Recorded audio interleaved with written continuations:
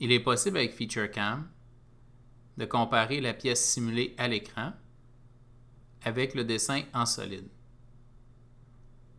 Tout d'abord, pour réussir à faire cette partie-là, nous devons aller dans la section Solide, sélectionner la pièce, cliquer sur le bouton de droite et mettre le petit crochet à Use Solid as Part Compare Target.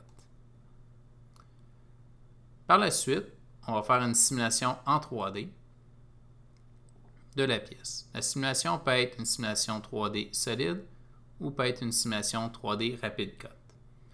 Par la suite, on peut cliquer sur l'icône Part Compare.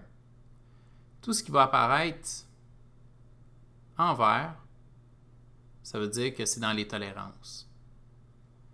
Si par exemple, j'enlève une série de trous, ou encore que je prends une des pochettes, que je lui enlève les rayons et que je lui fais aller un petit peu plus profond,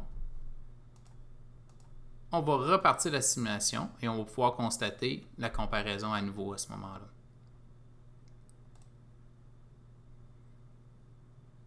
Donc, je vais cliquer sur Part Compare à nouveau. Donc, tout ce qui est en bleu, c'est où il y a de l'excédent de matière. Donc, à cet endroit-là, on n'a pas fait le perçage parce qu'on l'a désactivé. Et ce qui est en rouge, c'est où on n'a pas respecté la forme. Donc, dans ce cas-là, on était plus profond, puis on n'a pas respecté le rayon non plus. On peut ajuster également les tolérances au besoin.